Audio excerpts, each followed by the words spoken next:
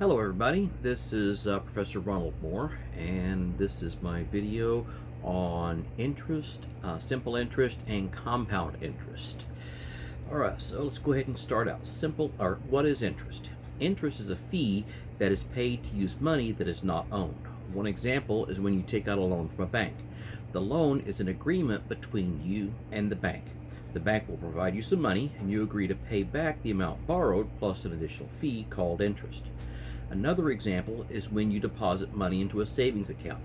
The bank holds your money, keeping it safe, and uses that money to make loans. The bank pays you a fee called interest for using your money. We are going to take a look at simple interest and compound interest. So what is simple interest? Simple interest is a fee that is paid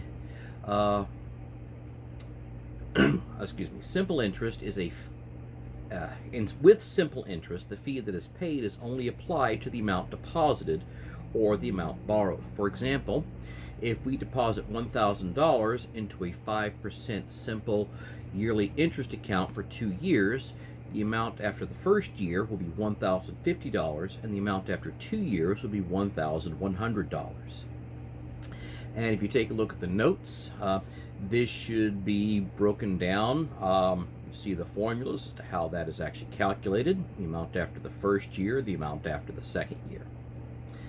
And notice every time that the interest is calculated, we do it based off of the original amount, which is $1,000. All right, our simple interest formula looks like this. The future amount, F, is equal to, in parentheses, 1 plus R, where R is the yearly interest rate converted to a decimal, times T, which is our time in years, close parentheses, and then times P, which is the principal or the present value, the amount before the interest. And then I have a couple of examples in the notes. The first one is calculate the future value. After 2 years, if $1,000 is invested at a 5% simple yearly interest. In that case, T is equal to 2 years.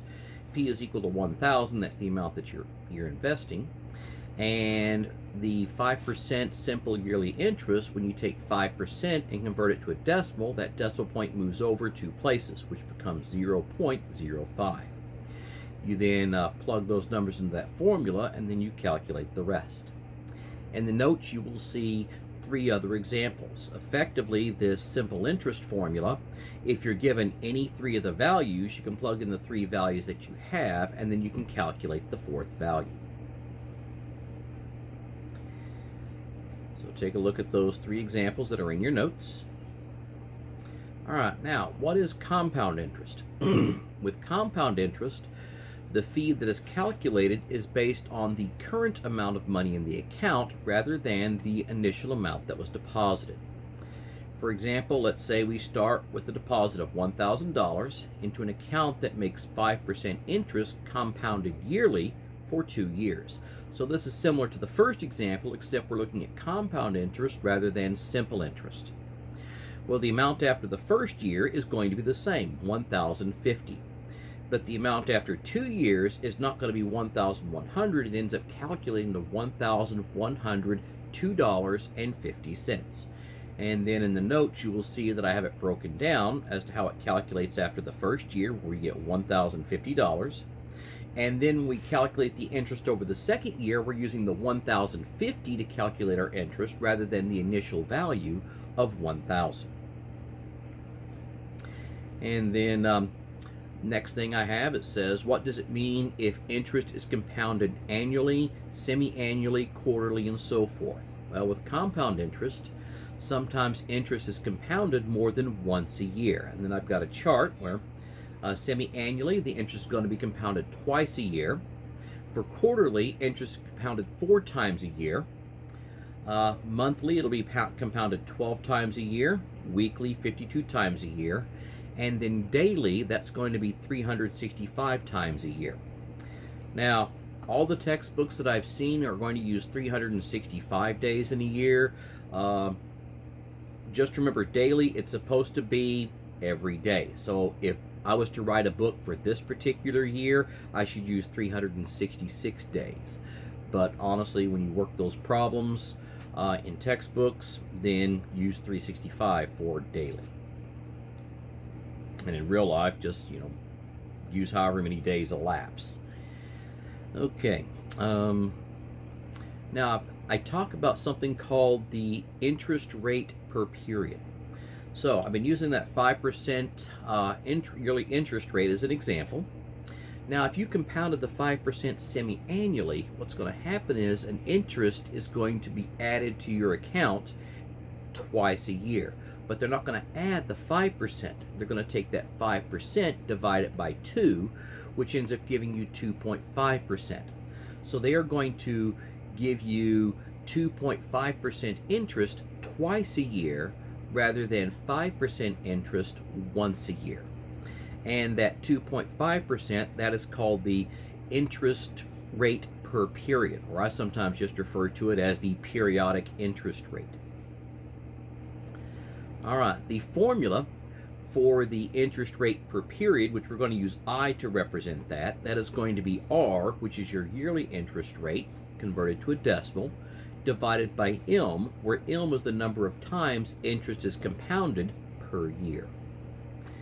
And then I've got a couple of examples where I basically calculate the interest rate per period for a couple of different ones. So I've got one for 5% interest compounded twice a year, and then one for 5% interest compounded 4 times a year, quarterly. And you can see those in the notes as well. All right. Next we have is the formula to calculate the future value and the present value for compound interest.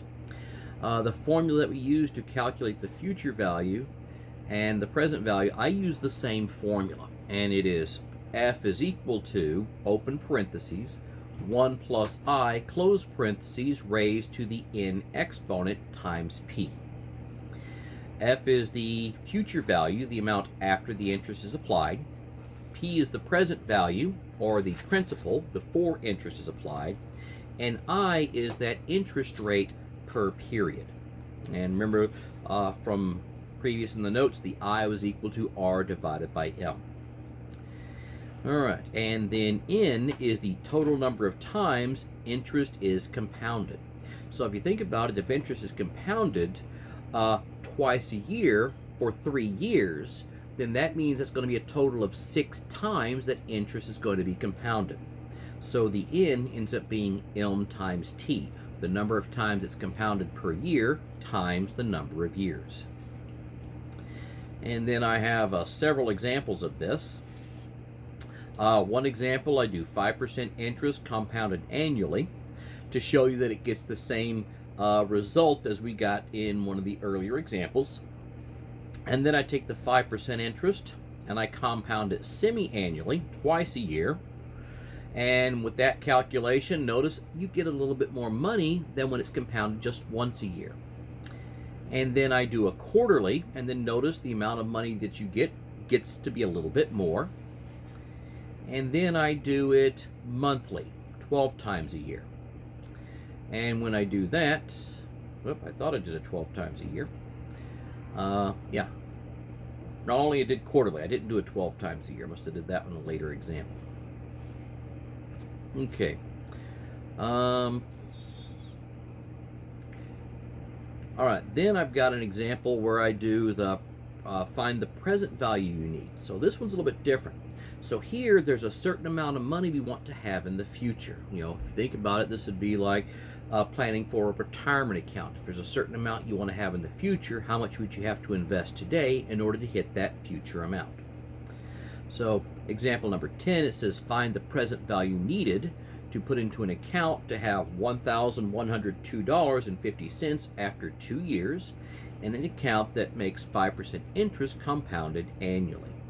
So if you think about it, what this is this is the reverse of one of the examples that we saw earlier. We know the amount that we want in the future when trying to find the amount we need today in order to hit that amount in the future. So example 10 and 11 kind of reverse a couple of those examples. All right, let's take a look at example 12, where we have a sort of a more realistic thing that you're going to see in the problem, where they just kind of give you a random number of years, a random amount, and so forth. So it says find the future value after 20 years on an account where $500 is invested at 4% interest compounded monthly. So here's the one where it's compounded monthly. So for the solution, first thing I do is I identify my variables. And I put these variables in order as to how they occur in the problem. So find the future value after 20 years. So the time is 20 on an account where $500 is invested. So the amount before the interest, the principal is $500, invested at 4%. So that means R is 0.04. Yearly interest compounded monthly. So M is equal to 12. Now before we can plug it into our compound interest formula, we got to calculate I, and we have to calculate N. So I is equal to R divided by M, which is the 0.04 divided by 12. That ends up giving us about 0.00 and then a whole bunch of threes. Now here's something that's important.